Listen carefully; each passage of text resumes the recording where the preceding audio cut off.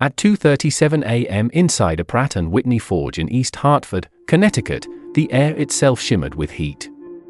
Sparks rained over steel boots, and the sound of hammers echoed like distant thunder.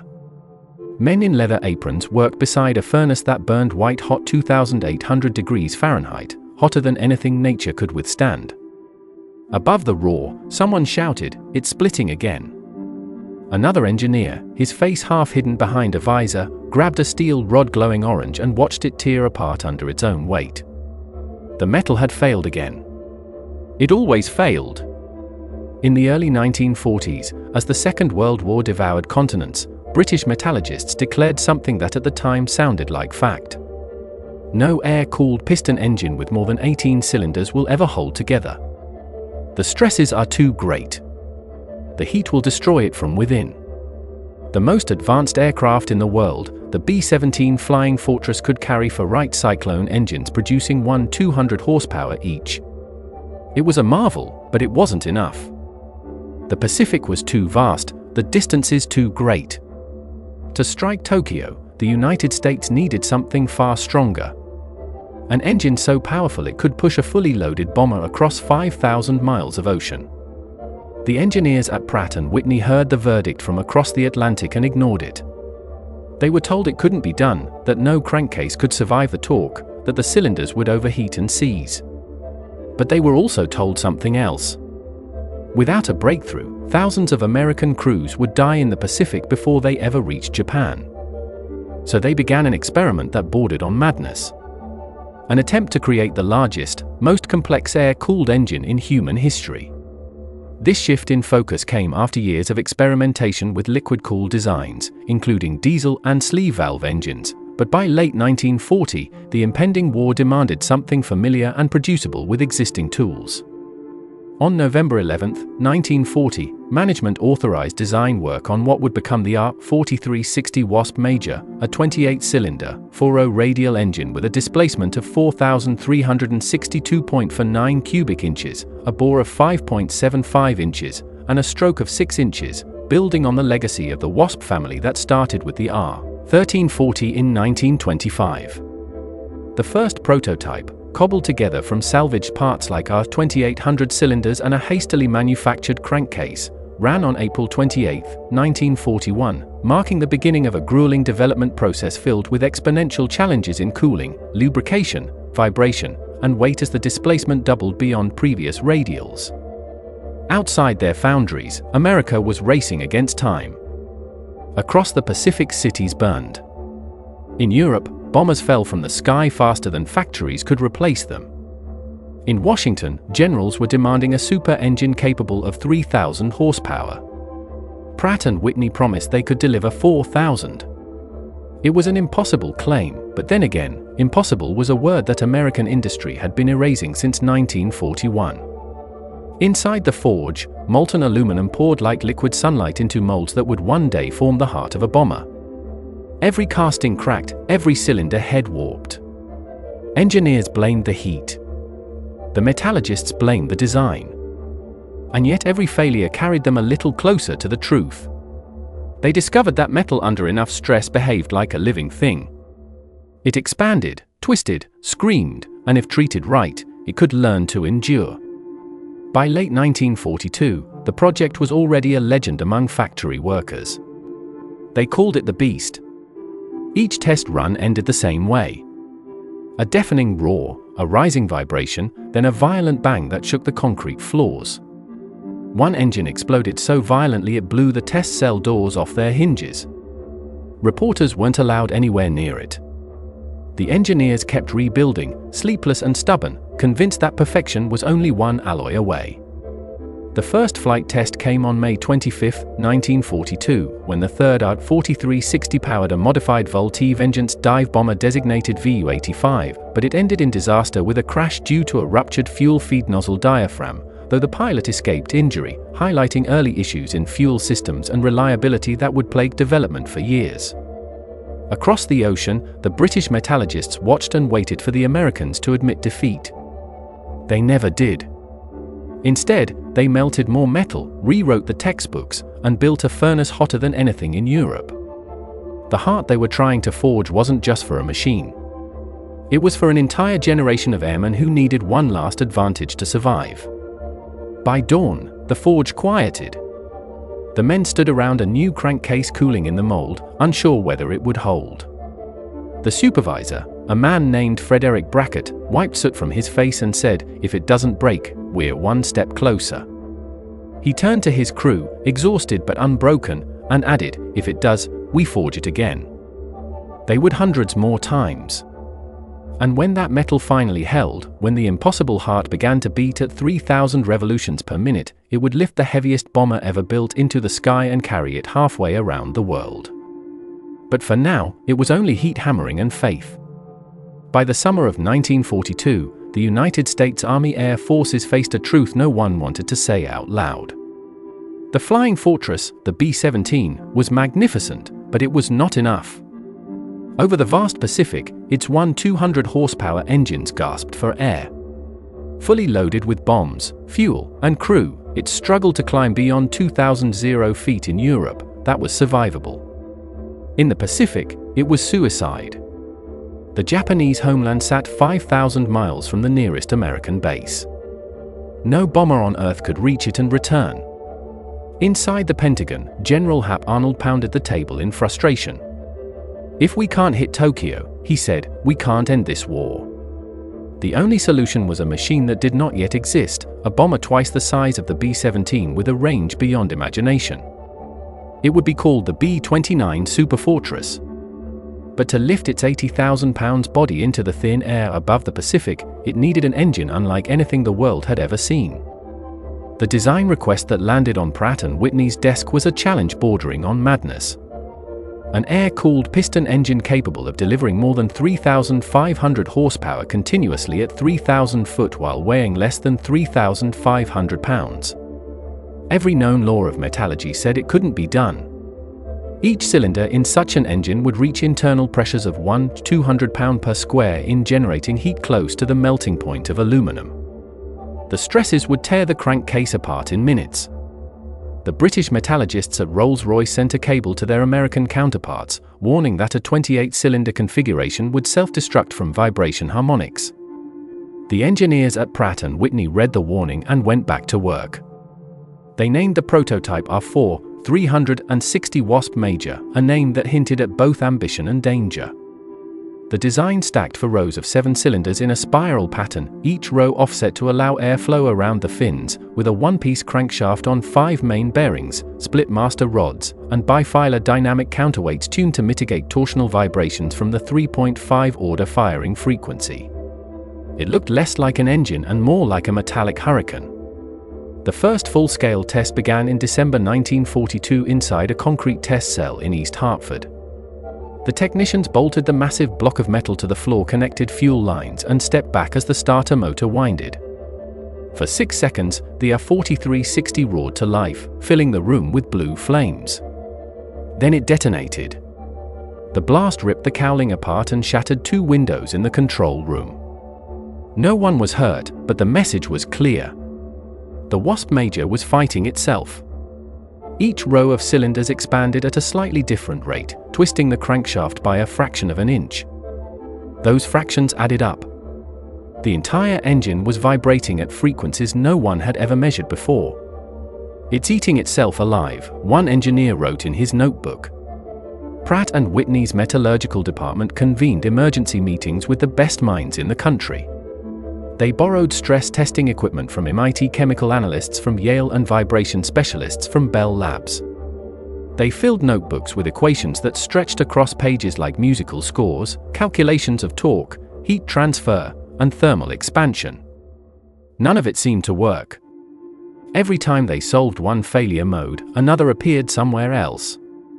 Early tests revealed issues with the crankshaft, where weight reduction led to cracks during overspeed runs, requiring material removal for rigidity and larger radii to reduce stress concentrations, while the front intermediate main bearing failures were traced to low oil pressure and air entrainment, solved by rerouting oil passages and adding bleed holes for air separation.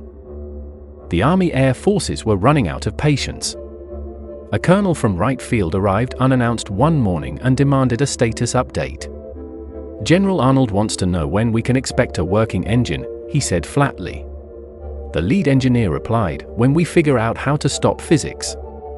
The colonel didn't laugh. He reminded them that crews were dying in the Pacific and that B-29 production was already underway. The bombers were being built faster than their engines. By early 1943, desperation replaced optimism. The second prototype ran for 14 minutes before seizing. The third ran for 42 before a valve head broke off and shattered a piston. Each failure meant hundreds of hours of repair and redesign. Mechanics worked under floodlights through the night, soaked in sweat and aviation fuel. The smell of scorched aluminium filled the air. One technician described the experience as listening to a giant hold its breath before it screams. Pratt Whitney was not alone. Across the country, rival companies were also chasing impossible power. Wright Aeronautical was developing the duplex Cyclone, and Allison was testing a liquid-cooled monster of its own. None were close to working. The British Merlin, the pride of Rolls-Royce, delivered barely half the required power and demanded constant maintenance. The Americans wanted something soldiers could rely on, an engine that would run dirty, run hot, and keep running anyway. To make that possible, Pratt & Whitney engineers proposed a radical idea. If no existing alloy could survive the heat, they would invent one. They began experimenting with nickel-chromium superalloys materials so exotic that they required entirely new furnaces. They modified their forges to operate above 2900 degrees Fahrenheit, higher than anything previously used for aircraft parts. Each new batch of metal was tested until failure. Some samples exploded under the hammer. Others deformed into bizarre shapes that no machine could use. But slowly the data pointed toward something new. A combination of nickel, copper, and aluminum that could hold its strength at 120 degrees Fahrenheit without softening. Still, there was one more problem. Even if the materials held the complexity of a Faro Radial, meant cooling would be almost impossible. Air couldn't reach the inner cylinders and the engine risked melting from the inside out. The cooling system required massive airflow of 175,000 pounds per hour at takeoff, with a 12-inch water pressure drop, using quasi-crossflow through 7 plenums between rows, and forged aluminum heads screwed onto steel barrels with horizontal fins to manage the heat from the hemispherical combustion chambers. Engineers sketched solutions on napkins, ducted fins, forced air manifold secondary blowers. Most were discarded by morning. Then a young designer proposed a fan mounted directly behind the propeller hub, forcing air into the center rows. It was crude but brilliant. The next test engine ran for an hour before failure, then 2 hours, then 5. Each success was bought with risk. During one test, a bearing seized, sending a connecting rod through the side of the crankcase. Shrapnel tore through the control booth. After that, technicians began wearing steel helmets. They joked that if the R-4 ever flew, it would take off just to escape the test cell. By mid-1943, the pressure was unbearable. The Army had ordered 300 B-29s and threatened to cancel the contract if the engine wasn't ready. In the cafeteria, someone painted a sign above the coffee urn. "Remember, men are dying while you drink this." The workers understood. Some hadn't been home in months. Others slept in their offices, waking at the sound of test alarms. One machinist told a reporter, "Years later, we stopped thinking about engines. We started thinking about survival." The crisis reached its peak in July. The fifth prototype, redesignated Model C, was scheduled for its first endurance run. As the test cell filled with mechanics, Frederick Brackett stood at the control board, his hands trembling. He nodded to the operator. The starter whined, the engine coughed, and then for the first time, it didn't explode. It settled into a deep, thunderous rhythm. 2,400 revolutions per minute, smooth, even alive. After 30 minutes, someone shouted, "It's holding." The room erupted in cheers. They had done it, or so they thought. At 47 minutes, a cylinder cracked. Oil pressure dropped to 0. The Wasp Major seized its giant propeller, spinning to a halt. Silence filled the cell. Brackett exhaled and said quietly, "We're getting closer." Then he turned to his team. Tear it apart. Find out why. They would, and each time they did, they came back stronger. What they found next would turn one man's experiment into the beating heart of America's flying fortress. By the winter of 1943, the Pratt Whitney plant in East Hartford no longer slept. The windows glowed orange through the night like a city under siege. Men and women drifted in shifts between the machine shops and the test cells, their faces smudged with graphite and fatigue. The cafeteria never closed. The war had turned the factory into a living organism, breathing, sweating, deafened by the heartbeat of engines that refused to die quietly. At its center was Frederick Brackett, 53 years old, with thinning gray hair and the calm voice of a teacher. He had been a metallurgist before the word meant much to anyone. His office was a single desk buried under sketches, chemical charts, and coffee rings. He believed machines had souls born in fire, hardened by stress, and sustained by human stubbornness. The R4360 was his most defiant student. Every time it shattered, he started again. When younger engineers cursed the design, Brackett would whisper, "The metal is telling us something. We just need to learn its language." He lived inside the factory now, sleeping on a cot behind the forge. His wife mailed him letters that piled unopened on his desk. He'd read them weeks later under the dim yellow light of a drafting lamp. "You sound tired," she wrote once. "Remember that engines can wait. You can't." He smiled at that, folded the letter, and slipped it into his coat pocket before returning to the floor. Engines couldn't wait. Not when the war was burning faster than they could build. One evening in January 1944, a young mechanic named Samuel Ortiz approached him.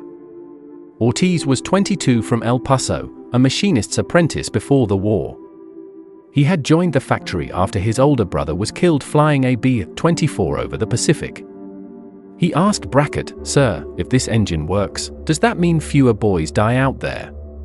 Brackett hesitated. "If it works," he said softly, "it means their chances are better. But engines don't end wars, Sam. People do." Ortiz nodded and went back to polishing valve covers that gleamed like mirrors. These people weren't soldiers, but they lived with the same sense of duty. The women in the assembly lines, the welders with burns on their arms. The test cell crews who risked their lives each time they hit the starter switch. Each understood that the war's front lines began right there in the glow of molten metal. When a prototype exploded in February and shrapnel tore through the control booth, one technician, Robert Kane, lost 2 fingers, shielding a co-worker. He refused to leave the hospital until Brackett signed his cast with a pencil. It held longer this time. Every test was theater and terror. The engineers watched through thick glass, hearts pounding as the propeller blurred into a disk of light. They could tell by sound whether the run would survive. A healthy engine had a rhythm, a low, steady growl. When it went wrong, the pitch climbed like panic made audible. Then came the bang, and everything stopped. The smell of burnt oil filled the air, followed by silence and the click of cooling metal. Outside the test cells, life compressed into hours. Workers ate standing up. The plant's loudspeakers blared news from Europe and the Pacific, Anzio and Leyte Gulf while they hammered crankcases and balanced crankshafts. They didn't need to be told what was at stake. Some had sons or husbands already flying missions powered by earlier versions of Pratt & Whitney engines. Every vibration they corrected could mean one more plane returning home. Brackett rarely spoke about the cost, but it was written in his posture, in the way he lingered beside a running test cell as if listening for ghosts. One night an assistant found him alone staring at a cracked cylinder head. "It's a miracle, you know," Brackett said quietly. "Metal shouldn't survive this.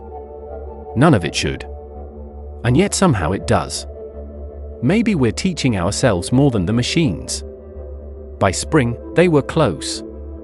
The latest prototype, the Model D, had run for 14 hours without failure. The team celebrated with stale coffee and laughter that felt foreign after months of exhaustion. Someone brought a photograph and played Glenn Miller through the plant loudspeakers. For a brief hour, the war felt far away. Then the next morning, one of the cooling fins fractured. The test was over.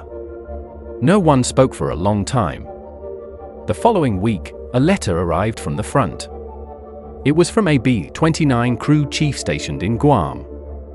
"We hear you're building something big." It read, "Whatever it is, hurry. These engines burn oil faster than we can fill it." Brackett pinned the letter to the bulletin board where everyone could see it. The next day, no one complained about overtime. The plant grew quieter after midnight, but it never stopped.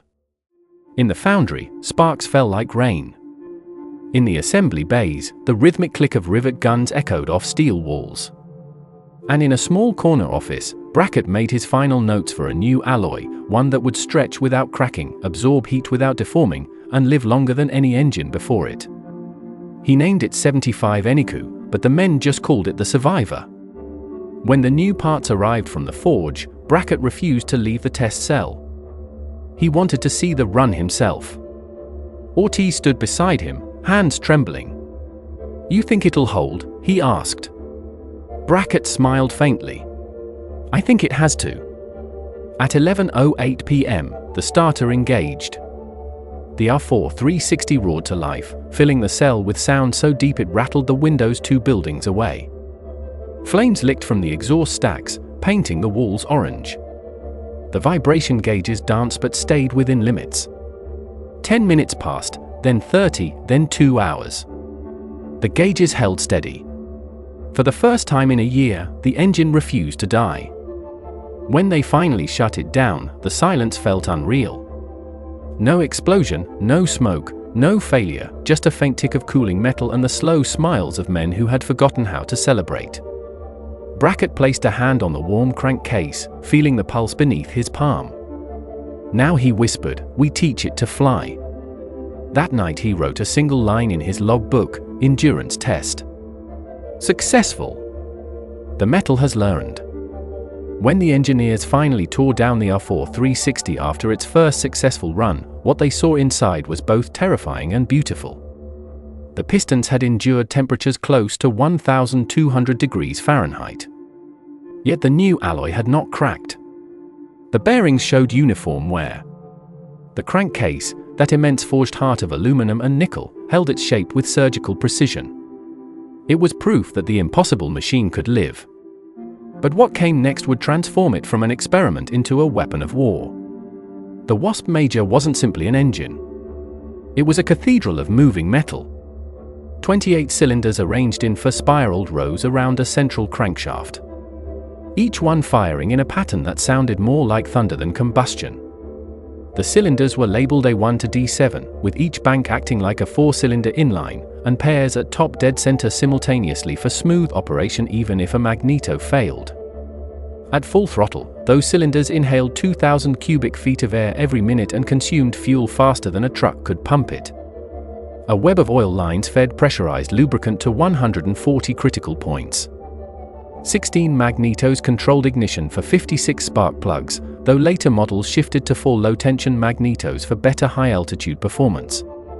Even the smallest components from piston rings to connecting rods had to be redesigned for stresses no aircraft engine had ever endured. Cooling remained the great unsolved mystery. The outer cylinders received plenty of air flow, but the inner rows baked in trapped heat. Engineers compared temperature readings. Outer row 375 degrees Fahrenheit, inner row 575 degrees Fahrenheit. The difference was catastrophic. At those temperatures, the engine would seize within hours. The solution came from an unlikely source, a young draftsman named Harold Wentworth, who had studied wind tunnels before the war. He proposed a front-mounted impeller fan driven by a gear train directly off the crankshaft. It would push 2,000 cubic feet of air per second through ducts that snaked around each row of cylinders. The modification increased drag, but the payoff was survival. When they tested the new cooling fan in July 1944, the results shocked even the veterans. For the first time, all cylinder temperatures remained within 15 degrees of each other. The engine ran for 20 hours continuously without mechanical failure. The vibration charts flattened into perfect lines. "It's singing," one technician said, watching the oscill trace a steady rhythm across the paper. The next breakthrough came in supercharging the art of feeding the engine more air than nature provided. Previous designs used single-stage mechanical blowers. The R4-360 needed something far greater. Pratt Whitney built a massive 3-stage turbo supercharger combining exhaust-driven turbines with gear-driven compressors. It was a system so complex that it required its own oil cooling and pressure regulation. When combined with the new intercoolers, the Wasp Major could maintain full sea level power above 30,000 feet at that altitude. Most engines gasped for breath. The Wasp Major exhaled fire. At 3,500 horsepower, the propeller became the next limitation. Conventional blades simply couldn't handle the torque. Hamilton Standard engineers developed a 13-feet 4-blade propeller with paddle tips each, weighing over 100 pounds. At full speed, the blade tips approached the speed of sound.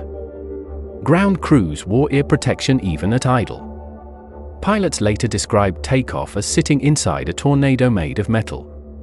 Production began almost immediately. The East Hartford plant expanded by 40%. Entire new foundries were built to forge crankshafts that weighed 600 pounds each. The process demanded presses capable of 1,200 tons of force so massive that their foundations had to be poured 30 feet deep to absorb the shock. The forged planks glowed like miniature suns as workers guided them with tongs the size of tree trunks. In the machining shops, lathes carved each piece down to tolerances measured in 10,000 of an inch. Every finished crankshaft passed X-ray inspection for hidden cracks, a procedure that used equipment originally developed for atomic research. Assembly lines moved with a rhythm closer to orchestra than factory. Blocks advanced station by station, gaining pistons, push rods, magnetos, superchargers. Women wearing red bandanas and oil-stained gloves tightened bolts with torque wrenches as inspectors checked serial numbers. A single completed engine contained more than 7,000 individual parts. Fully dressed, the Wasp Major weighed 3,400 pounds, nearly 2 tons of precision engineering, with variants like the R4360-35 reaching a dry weight of 3,870 pounds and producing up to 3,500 horsepower at 2,700 revolutions per minute, with military ratings climbing to 4,300 horsepower in turbocharged models. By late 1944, Pratt Whitney could produce 10 engines a day. Each was mounted on a test stand for a 4-hour acceptance run. The roar could be heard for miles. Local farmers complained that it frightened their livestock. The engineers smiled. The sound was music to them. Meanwhile, Boeing's B-29 Superfortress was waiting. The bomber that demanded this miracle of metallurgy was nearly complete. Its wings spanning 141 foot were designed around the Wasp Major's dimensions. Without those engines, the entire program would collapse. The Army had already invested $2 billion more than the cost of the Manhattan Project. Failure was not an option. On the morning of September 21, 1944 at Boeing Field in Seattle, the first B-29 fitted with 4 R4-360s prepared for its maiden flight. The crew chief, Lieutenant Frank Reynolds, walked beneath the wings, touching each engine as if reassuring himself that they were real. Each engine gleamed under the sun, its cooling fins catching the light like armor. Inside the cockpit, pilot Eddie Allen flipped the ignition switches one by one. The first engine turned over with a deep cough, then stabilized into a steady thunder. The second joined, then the third, then the fourth. The noise was indescribable, a symphony of controlled violence. Allen released the brakes. The bomber rolled forward slowly at first, then faster, lifting its immense weight off the runway after just 2,500 feet. Ground crews cheered as it climbed into the sky. The impossible engine was flying. At 100 feet, Reynolds checked the gauge's oil pressure steady. Cylinder head temperature within range. Fuel flow nominal. The radio crackled. "She flies smooth," Allen said. "Feels lighter than she should." They circled for 30 minutes before returning to land. When the propellers wound down, the airfield fell silent except for the ticking of cooling metal. No failures, no smoke, no fire, just for living hearts beating beneath a steel wing. The technical reports that followed were almost reverent. Power output stable at 3,500 horsepower, continuous 1 read, vibration levels negligible. Endurance projected beyond 400 hours. In an era when most combat engines required overhauls after 100 hours, it was a miracle. But what truly astonished observers was scale. The Wasp Major wasn't a boutique machine built by artisans. It was a product of mass production. Pratt Whitney, Ford, and General Motors collaborated to build parts across the country. Forges in Cleveland produced crankcases. Plants in Kansas City built cooling fans. Final assembly line stretched across 5 states. By 1945, America was producing enough Wasp Majors to power an entire fleet every month, with total production reaching 18,769 units by 1955, including variants like the ART 4360-4 for the B-29 and ART 4360-53 for the B-36. Behind each engine was a human story. A worker in Ohio machining his 1,000th piston. A young woman in Connecticut stamping inspection numbers on spark plugs. None of them would ever fly a B-29, but each left fingerprints on the machine that carried the war's final missions. In its final configuration, the R4 360 generated 4,300 horsepower, twice the output of the British Merlin and 3 times that of Germany's best Radial engines. It propelled bombers and transports heavier than any before them. Its roar echoed across oceans, a sound that signaled both victory and the beginning of an age when machines outgrew the men who built them. The engineers gathered for one last test in early 1945, a 200-hour endurance run. The Wasp Major ran for 8 consecutive days at full power without a single mechanical failure. When they shut it down, the technician stood in silence. Frederick Brackett placed his hand on the warm casing and whispered, "It didn't break." That night, he wrote a new entry in his logbook, "Engine complete. Production authorized. This heart is ready for war." At dawn on March 9, 1945, 40 miles off the coast of Japan, 400 B-29 Superfortresses formed a shimmering line of silver against the horizon. Inside each of those bombers, for R4 360 Wasp Major engines pulsed like beating hearts, their overlapping sound merging into a single mechanical thunder that rolled across the sea. Pilots described it as the sound of the earth moving. Below them, Tokyo slept under a thin veil of mist, unaware that the largest air raid in human history was minutes away. For years, Japan had watched American bombers attack from distant islands, always at the edge of possibility. But the Wasp Major changed that. With 4 of those engines each producing more than 3,500 horsepower, the B-29 could climb higher, fly farther, and carry heavier loads than any bomber before it.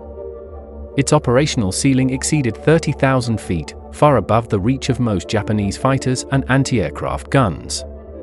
Its range over 5,000 miles meant no corner of the Japanese Empire was safe. The Pacific, once a barrier, had become a runway. The first mission from Tinian Island to Tokyo covered more than 1,500 miles each way. The pilot sat in pressurized cabins, watching the red glow of exhaust flames dance against the black ocean below.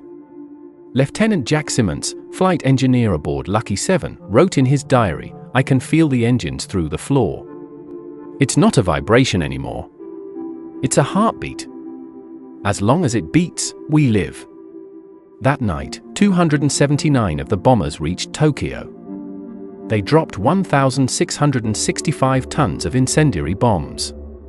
The resulting firestorm incinerated 16 square miles of the city. Over 100,000 people died and another million were left homeless. It was destruction on a scale no one had imagined, made possible by the engines that refused to fail. For the crew's survival depended entirely on those engines. The missions lasted 12 to 15 hours. If one failed, the bomber might limp home. If 2 failed, it was finished. But the Wasp Major rarely quit, though real-world use revealed ongoing issues like ring sticking, rocker drain hose deterioration, and intake pipe failures from backfires, which were addressed with fixes borrowed from the R2800 and new silicone gaskets. Unlike earlier engines that choked in thin air or overheated on climb, the new design maintained power even in the tropics. Oil temperatures remained stable. Cylinder pressures held constant. Pilots said the engine sounded like they wanted to keep flying even after we landed. Each flight began with a ritual. Ground crews lined up beneath the wings before takeoff, holding oily rags and wrenches. They listened as the flight engineer hit the magneto switches one by one, left to right. Each engine came alive with a roar and a flash of smoke. The crews cheered when all four caught and settled into that steady rolling thunder. They knew the sound meant their friends might come back. The Wasp Major gave the B-29 a level of performance that transformed air strategy. It could cruise at 350 miles per hour, climb to 31,000 feet, and carry 10 tons of bombs across oceans. Its reliability allowed for mass raids, hundreds of planes taking off within minutes of each other, each engine synchronized to the rhythm of the next. When those bombers filled the sky, even Japanese aces like Soburo Sokai with 64 kills to his name admitted defeat. "We could not reach them," he said. After the war, they flew higher than our fighters, faster than our bullets. By June 1945, the B-29's range extended far beyond Tokyo. Osaka, Nagoya, Kobe, city after city, burned under waves of incendiaries. Engineers back in Connecticut followed every report. They noted the total flight hours before each engine overhaul. 412,487,523. The Wasp Major wasn't just surviving. It was thriving. One after another, the test logs recorded an impossible statistic: 0 in-flight mechanical failures during entire squadron missions, though in practice, scavenging problems persisted until screens were added to separate aerated oil froth, and flight tests on an F4U Corsair helped simulate steep climbs to resolve dry sump issues that took 2.5 years to fix. The engines changed the war's arithmetic. Instead of launching small limited raids, the Americans could now sustain around-the-clock bombing. The logistical chain stretched from Kansas to the Marianas, engines forged in Hartford shipped by rail to the coast, loaded on Liberty ships installed on new bombers at Guam. Every success on the front lines echoed back to those furnaces where the metal had first been born. On August 6, 1945, a B-29 named Enola Gay lifted off from Tinian carrying a single bomb named Little Boy. The 4R-4 360S pushed the aircraft down the runway and into the humid air before dawn. Each engine turned 2,500 revolutions per minute, their combined power equal to 14,000 horses, straining against gravity. At 8:15 a.m., the bomb fell over Hiroshima. 3 days later, another B-29 boxcar dropped a second bomb on Nagasaki. The war was effectively over. Historians still debate whether the atomic bombs or the relentless fire raids forced Japan's surrender. But for the men who flew those missions, the Wasp Major was the one constant. It was the unbreakable chain between science and survival, between industry and destiny. After the surrender, when pilots taxied their bombers home one final time, they often reached out to pat the throttle levers as if thanking a living thing. One ground chief, Master Sergeant Howard Briggs, remembered watching a returning B-29 roll to a stop after its last mission. "We stood there as the prop slowed down," he said. "You could feel the silence spread. For months, that sound had been our life. The roar, the heat, the vibration. When it stopped, it felt like the war itself had stopped breathing."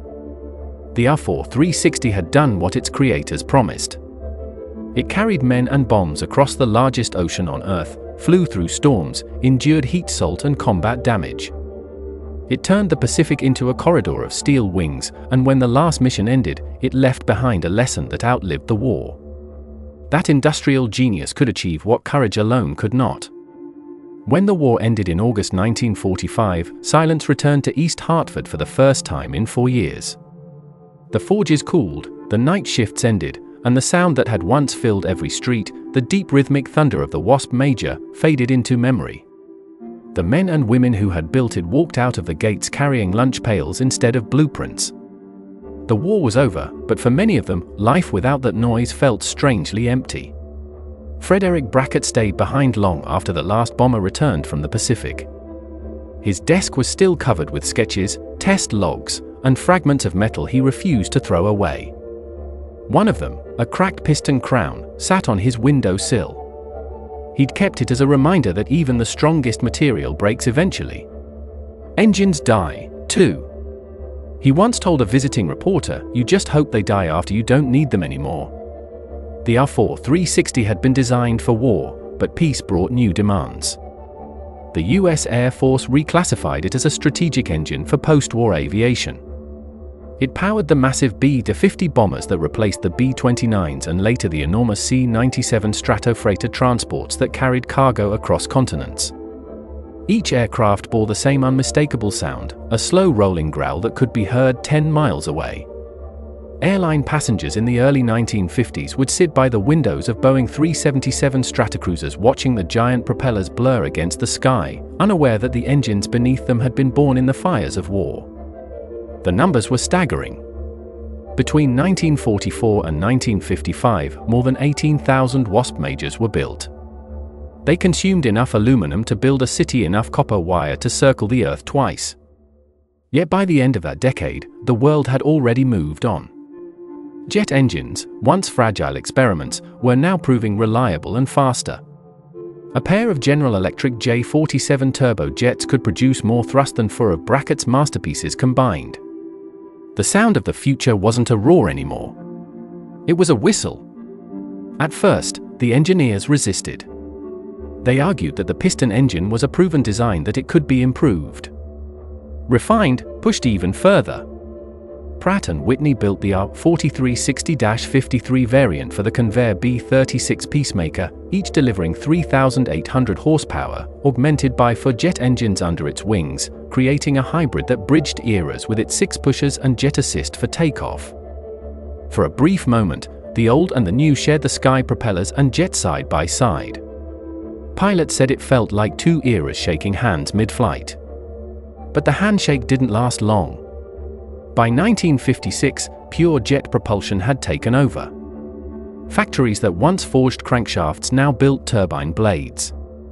The great hammers went quiet. The last Wasp Major rolled off the assembly line in 1955. Technicians stood around it for a photograph. 12 men in oil-stained uniforms beside a shining engine that looked more like sculpture than machinery. On its cowling, someone had written in chalk, "She never quit." Brackett retired a year later. On his final day, he carried that cracked piston home and placed it on a wooden shelf in his garage. He still received letters from former co-workers, some from pilots who had flown behind his engines. One read, "Your metal brought us home." Another said, "We trusted the sound." He never replied, but he kept everyone. In the years that followed, the Wasp Major found new life in the civilian world: crop dusters, firefighting, aircraft, experimental transports, but those were echoes of its former glory. It powered Fairchild C-119 flying boxcars for military cargo, Douglas C-120 for Globemasters for heavy lift, and even racing planes like the Goodyear F-2G Corsair modified for air races, where its massive power shone in short bursts. The age of the piston giant was over. Museums began collecting the engines, polishing them for display. Children would stand beside them in awe, unable to imagine that something so large had once fit inside an airplane wing. Guides would point to the brass placard Pratt Whitney R-4-360 Wasp Major 4,300 horsepower. The kids would nod, not understanding that behind those numbers were nights of failure, danger, and brilliance. For Brackett, the end of the piston era wasn't a tragedy. It was evolution. He once told a young journalist, "Every machine has its sunset. The best ones leave a glow long after the light fades." When he died in 1962, the factory's new generation of engineers, men working on jet turbines, lowered the flag at half-staff. They might never build something as loud, but they would never forget what that sound meant. In one of the last surviving photos of Brackett's forge, a worker is seen closing the furnace door. Behind him, the floor glows faintly red, the heat still alive under the surface. The caption reads, "East Hartford, 1946, end of shift." You can almost hear the echo of engines in the distance fading but never gone. Today, only a handful of our 4,360 Wasp Major engines still breathe. They sit behind museum ropes in silent halls across America, Dayton, Seattle, Pensacola immense and still polished to a mirror shine. Once they filled the sky with thunder. Now they rest under soft lights, each one a monument to the power of human persistence. On some weekends, mechanics gather to start them just to keep them alive.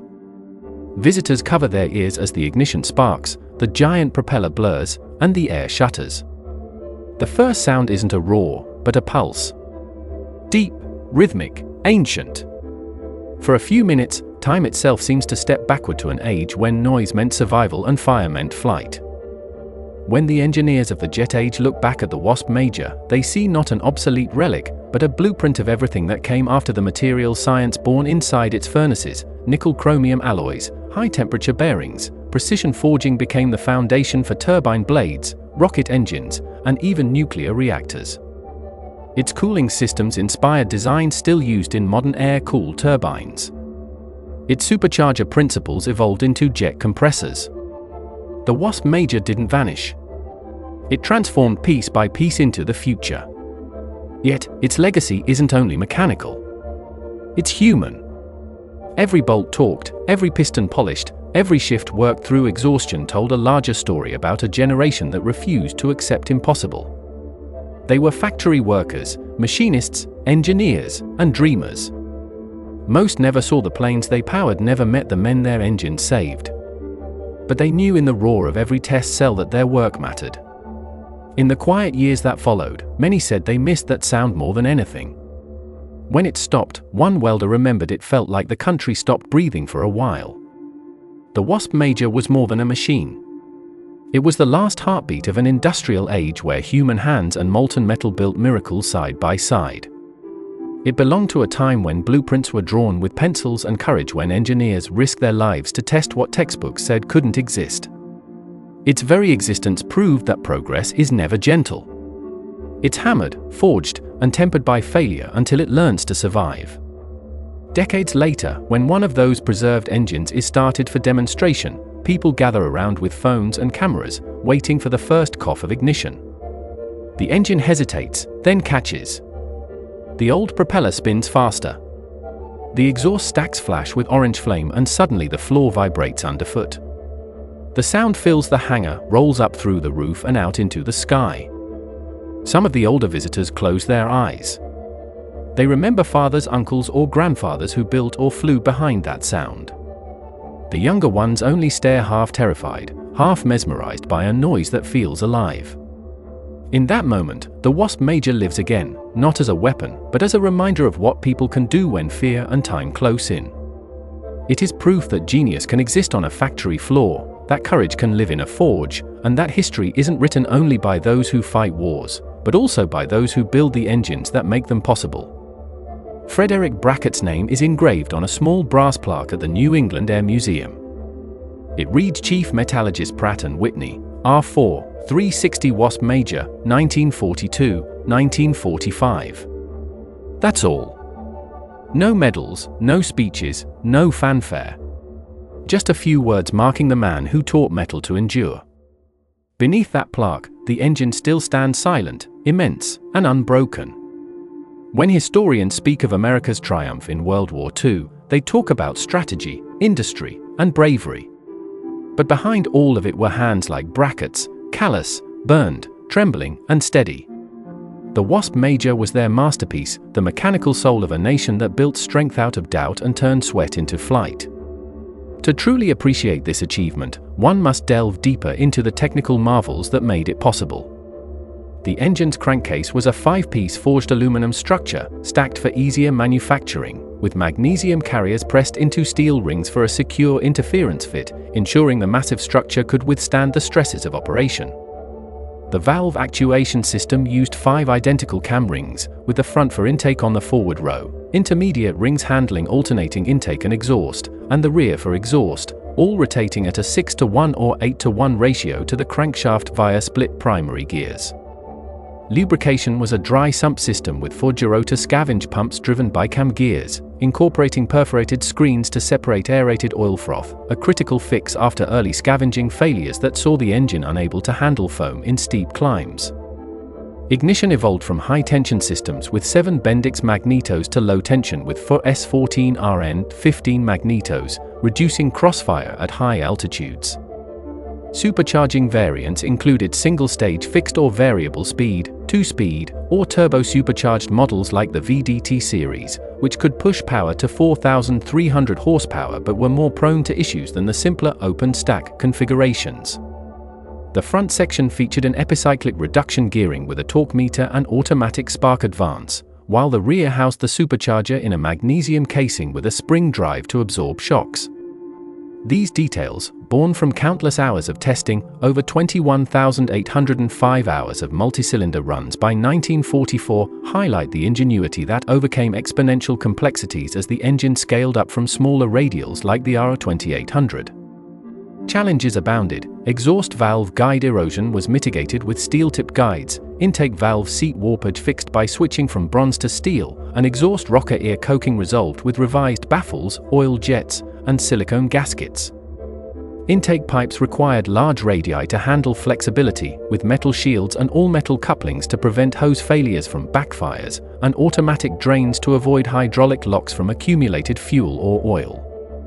Vibration experts like J.P. Den Hartog were consulted to stiffen the crankshaft and add bifilar counterweights, while bearing materials used lead indium silver for high loads and debris embeddability. The development cost over $42 million by 1949, with thousands of hours on single-cylinder and single-row tests to refine every aspect. Beyond the B-29, the engine found homes in a diverse array of aircraft, from the Republic XP-72 fighter prototype with its ARC-4360-19 and remote supercharger, to the Martin AM-1 Mauler torpedo bomber using the ARC-4360-4, and the Boeing XF-8B, the one with dual rotation ARC-4360-10 for torque cancellation. Post-war, it powered the Northrop XB-35 flying wing with turbo-supercharged ARC-4360-17 and -21 variants, the Hughes H for Hercules Spruce Goose with a -4360- for A, and the Lockheed XR-60 Constitution with RA-4360-18. Commercial applications included the Boeing 377 Stratocruiser for airlines like Pan American, while military use is extended to the Fairchild C-119 with RA-4360-20, the Douglas C-74 with RA-4360-27, and the consolidated RB-36 reconnaissance variant with 6-pusher RA-4360-25 equipped with fan drives for reverse flow cooling in buried nacelles. Even in hybrids like the Martin XP for M1 patrol bomber, it paired with jets, foreshadowing the transition. Production models evolved, the B series for initial service, with compression ratios adjusted to 6.7:1 for the B-50, hooded baffles for better heat protection, and strengthened gearing. The C series aimed for over 3,500 horsepower, with heavier crankcases, modified mountings, and direct fuel injection, exploring turbo-supercharging for efficiency gains and reduced fuel consumption. Though it missed full combat in World War II, arriving in late B-29s that were essentially early B-50s, its impact was profound, powering the Lucky Lady B-50 on the first non-stop around-the-world flight. In civilian hands, it soldiered on in firefighting and crop dusting until the 1970s, with a few restored examples like a converted Sea Fury racer or the Goodyear F2G still flying today, their raw a testament to an era when piston power ruled the skies. This expansion from war machine to peacetime workhorse underscores the versatility born from its robust design, even as jets supplanted it, leaving a legacy in material science and engineering that influenced everything from turbines to reactors. The story of the Wasp Major is not just one of metal and fire, but of the relentless human spirit that forged it, turning skepticism into triumph and impossibility into enduring legacy.